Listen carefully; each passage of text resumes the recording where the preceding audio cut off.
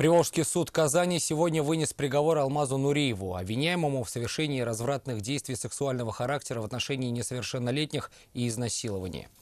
По данным следствия, ночью 4 ноября минувшего года нетрезвый мужчина вошел в одну из гостиниц в Приволжском районе Казани, ходил по этажам, заходил в комнаты к постояльцам, совершал преступление и шел дальше, в другие комнаты.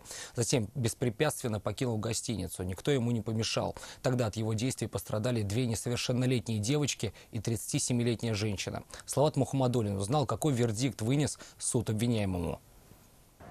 После того, как его задержали, Алмаз Нуриев рассказал, что тогда, ночью 4 ноября 2017 года, зашел в гостиницу к своей знакомой. Правда, имени ее вспомнить так и не смог. Не найдя там женщину, стал ходить по этажам и дергать ручки дверей. Как оказалось, многие были открыты. В первой комнате, куда он зашел, были несовершеннолетние девочки, приехавшие в Казань на соревнования. Как установили следователи, увидев спящую 13-летнюю девочку, Алмаз Нуриев совершил в ее отношении действия сексуального характера. В следующей комнате, дверь в которую оказалась открыта, спали две другие несовершеннолетние девочки. Одну из них он отвел в ванную комнату и совершил в отношении нее развратные действия. Дальше Алмаз Нуриев поднялся на верхний этаж и зашел в комнату, где были 37-летняя женщина и ее маленький ребенок. Пьяный мужчина изнасиловал ее и покинул здание. Выводы следствия суд посчитал доказанными и признал Алмаза Нуриева виновным в инкриминируемых ему преступлениях. Окончательно определить наказание в виде 14 лет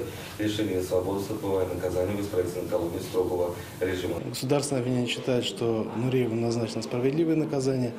Дальнейшие выводы будут сделаны после изучения приговора суда. За аналогичное преступление Алмаз Нуриев уже был судим в 2014 году. Тогда его приговорили к 3,5 годам лишения свободы. Но этого срока, чтобы исправиться, ему, видимо, не хватило. Салават Мухаммадуллин, Ленар Геннатуллин, Амир Залишев. Вызов 112.